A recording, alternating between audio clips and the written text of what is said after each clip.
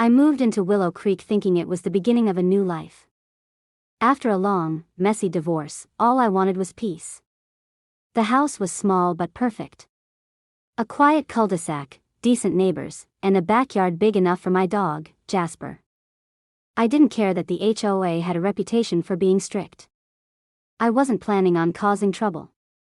I just wanted to mind my business. The first month was uneventful. I kept to myself. Paid the dues. Cut the grass every weekend. Life started to feel normal again, until I met Karen. Karen Whitmore introduced herself by knocking on my door at 7:30 a.m. on a Saturday to inform me that my welcome mat was 2 inches over the HOA's approved dimensions. She wasn't smiling. She wasn't joking. She carried a clipboard and a laminated copy of the HOA bylaws like a police badge. She said she was the HOA president and reminded me that every detail matters. I laughed, thinking she was overzealous but harmless. That was my first mistake. Within days, I started receiving notices in the mail. Violations. Fines. Warnings. One for leaving my trash bin on the curb for more than 6 hours. Another for using a hose nozzle that did not conform to the aesthetic standard of the neighborhood. I thought maybe it was just an automated system flagging new residents. I didn't realize it was her. Personally, but I kept calm. I paid the fines. I followed the rules. Until the day it went to FAR.it was a normal Tuesday. I'd just gotten back from a Costco run, trunk full of groceries, bottled water, frozen meals, bulk dog food. My driveway was blocked by my contractor's trailer, so I parked at the curb, right in front of my own house. I'd done it before, always briefly, just to unload. I didn't think twice that I was halfway through carrying bags to the porch when I heard a voice behind me. "That's not allowed." I turned around. Karen. Standing at the edge of my lawn with her arms folded and that same clipboard clutched like a weapon. "You can't park on the street for unloading. It's a violation." I wiped sweat from my forehead, confused. "It's just for a few minutes." "Doesn't matter. 5-minute limit. No exceptions. Article 12, Section 4. I looked at her, incredulous. I'm unloading groceries. From my own car. In front of my own house. Her tone sharpened. "That doesn't exempt you from the rules. You knew the regulations when you moved in." I blinked. "Are you serious?" She didn't respond. Instead, she took out her phone. "I'm calling the police. You're refusing to comply with HOA mandates." I thought she was bluffing. I told her to go ahead and call. I went back to unloading. Not even a minute later, I heard her on the phone with 911, describing me as a resident obstructing the neighborhood and escalating tension with a board member. I froze. Was this really happening? 15 minutes later, 2 patrol cars rolled into the neighborhood. Red and blue lights reflecting off every window. Kids peered out from porches. A neighbor down the street started filming on their phone. And there I was, standing beside my car with a bag of groceries in one hand and 2 officers asking me to identify myself. They were calm, professional, but the message was clear. Someone had called them, and now they had to respond. Karen stood to the side, arms crossed like she was conducting an inspection. I kept my cool. I handed over my license and explained the situation. One of the officers looked uncomfortable. He told me no laws were broken, but to try not to stir up trouble in the future. After they left, I thought that was the end of it. I was wrong. That evening, I found a formal notice taped to my door. HOA violation, unapproved vehicle parking and member intimidation. Fine, $200. It came with a typed letter stating that I had shown aggression toward a board member during a compliance dispute.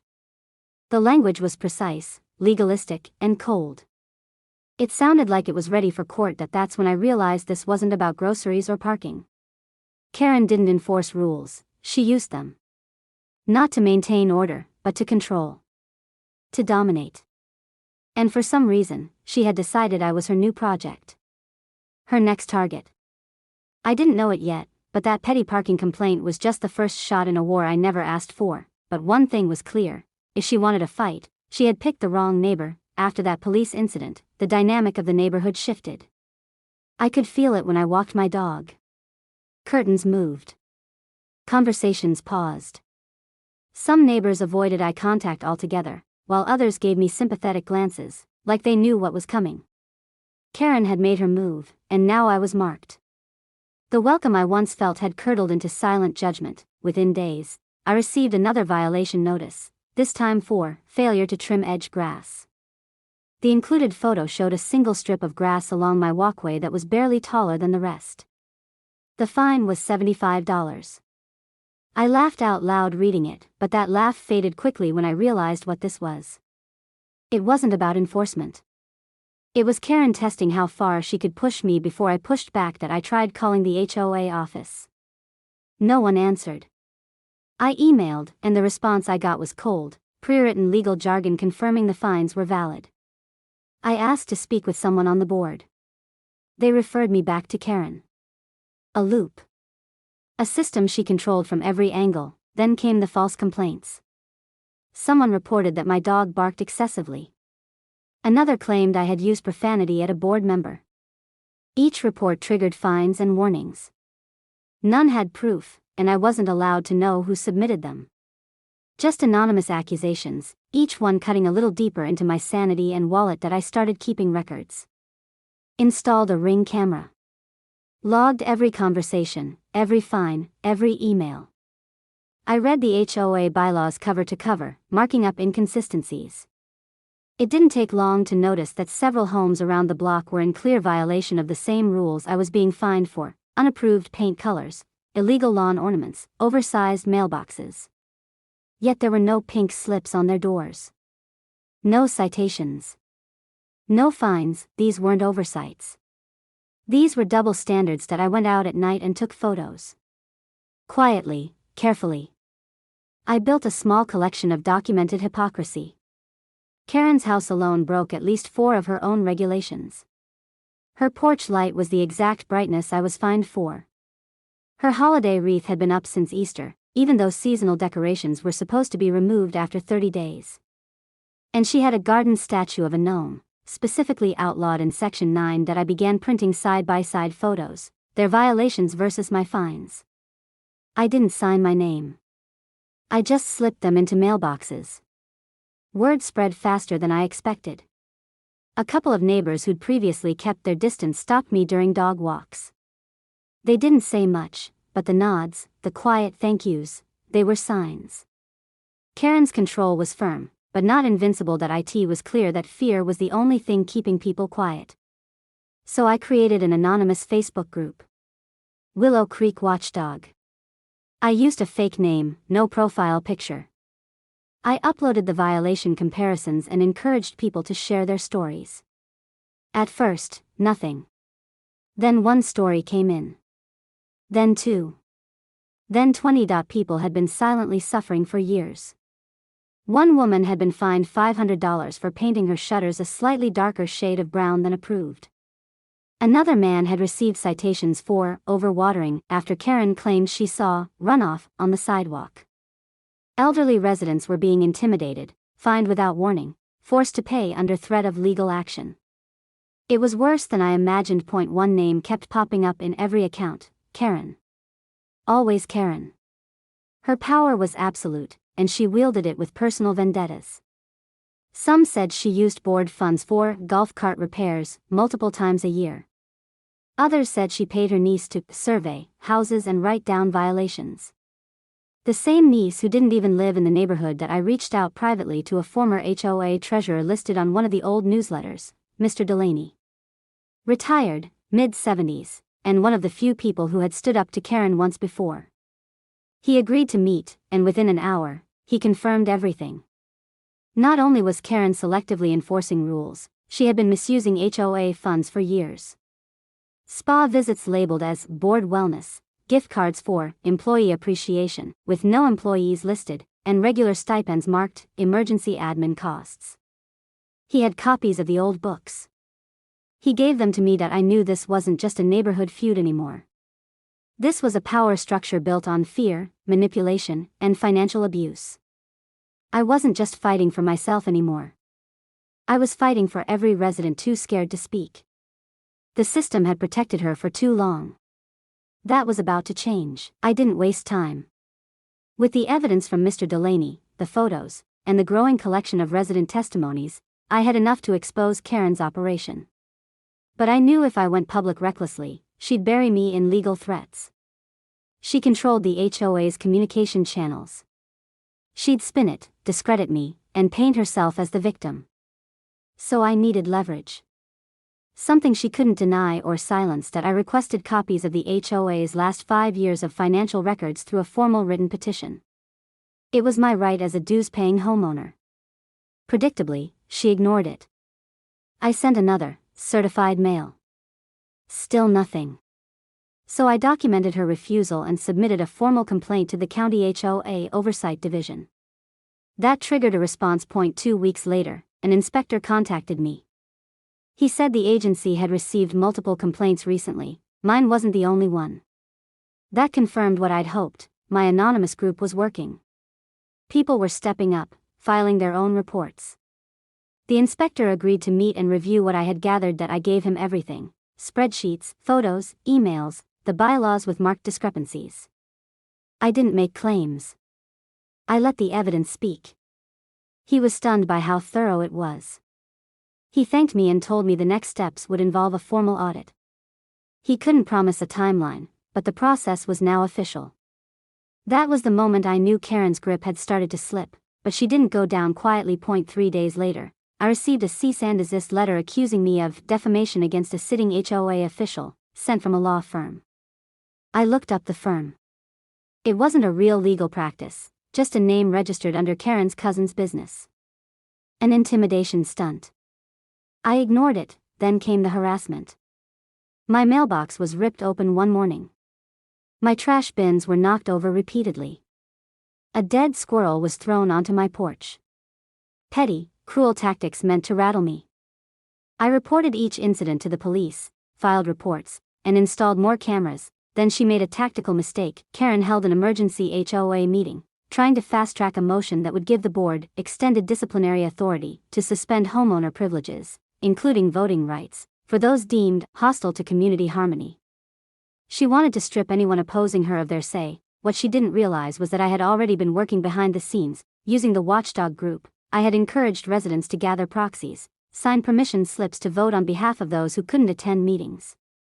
It was legal. Part of the bylaws she never expected anyone to read. In less than a week, I had over 50 proxies. Combined with the few brave homeowners planning to show up in person, it gave us the numbers we needed. The night of the meeting, Karen entered the clubhouse confident. Her usual smug calm. She called the meeting to order, listed the motion, and began pushing it through, until I stood up and handed over the stack of proxies. Her face dropped. That I called for a formal vote on a different motion, a resolution to audit the HOA's finances and suspend Karen from her duties pending investigation. The silence in the room was thick. She protested, tried to shut it down, claimed it was out of order. But too many people were watching now. The vote passed. Overwhelmingly, she stormed out. No closing remarks. No clipboard. Just fury. The next morning, I got a letter on my door, hand-delivered. It was short. 2 sentences. You think this is over? It's not. No signature. But I didn't need one. Within days, the county confirmed a formal forensic audit would begin. A temporary board was appointed. Karen's access to HOA funds was revoked. The watchdog group exploded in activity. People who had been silent for years began sharing stories openly. We discovered misappropriated funds going back almost a decade. Luxury charges under false invoices.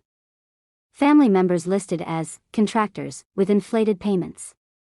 A full-blown abuse of power that had gone unchecked because no one dared to fight back. That I wasn't a hero. I didn't want that label. I was just a neighbor who refused to be bullied for carrying groceries.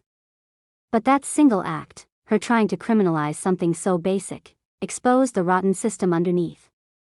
And once it cracked, everything came pouring out. She had ruled through fear. But fear doesn't last when the truth starts speaking louder. the audit findings came back faster than expected. Over $47,000 in HOA funds were either misappropriated, undocumented, or routed through shell vendors connected to Karen's relatives. Receipts for fake landscaping jobs, emergency repairs, on homes that never had issues, and repeated charges for a non-existent IT consultant. Her name wasn't just on every check, she had signed most of them herself. Residents were furious. People who had lived under her rule for years, some too afraid to speak, others too exhausted to fight, started organizing. A group of homeowners called for a full special election to remove the entire existing board and replace it with an interim committee until new bylaws could be voted on. The county backed it. The vote passed with more than 80% support. Karen refused to go quietly. She filed a lawsuit against the HOA, claiming wrongful removal, defamation, emotional distress. But the evidence was airtight. Her own digital signature was on fraudulent authorizations. Her cousin, the so-called contractor, had cashed more than $10,000 in payments without a single invoice. Her niece, listed as a compliance officer, had never filed a report. The new board's legal team responded with a counterclaim on behalf of the residents: fraud, negligence, and breach of fiduciary duty. Karen dropped the suit within a week, then the criminal charges followed. The county referred the case to the district attorney's office. Embezzlement, falsification of records, obstruction. She was arrested at her home, in full view of the very neighbors she used to police for minor trash violations. No one celebrated publicly. There was no mob, no cheering. Just a quiet, overdue reckoning that I didn't feel joy. I felt relief. The silence that had blanketed the neighborhood for so long finally lifted. People began reclaiming their spaces. Lawn gnomes reappeared. A few residents painted their mailboxes bright colors just because they could. There was laughter, casual conversations on sidewalks, the sense that we were finally living in a community, not a dictatorship disguised as a homeowners association. The Facebook group turned into something positive. We rebranded it and kept it alive, not for whistleblowing, but for transparency. Notices were shared. Budgets were published. Questions were answered. And no one, not even the new board members, had unchecked power. We put systems in place: annual audits, mandatory public meetings, rotating leadership roles. The bylaws were revised through open votes that I declined to run for any board position. That had never been the goal. I wanted my peace back, not control. But I agreed to serve on the oversight committee temporarily, just long enough to help institutionalize the changes we'd all fought for. I wanted to make sure that what happened with Karen could never happen again. As for her, she sold her house while awaiting trial. Moved out in the middle of the night, her name scrubbed from the HOA website before sunrise. No goodbye. No explanation. Just gone.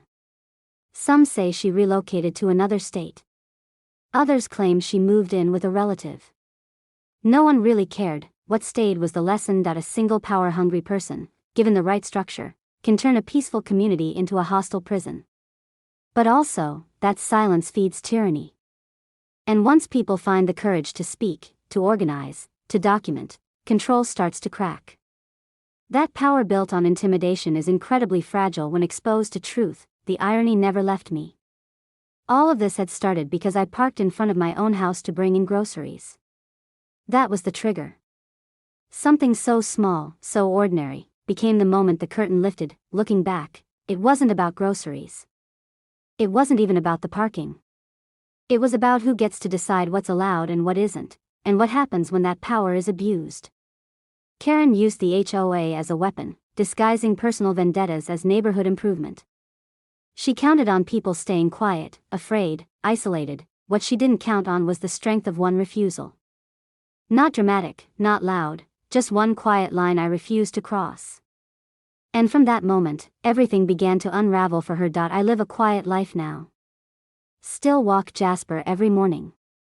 Still mow the lawn. The same house. The same street.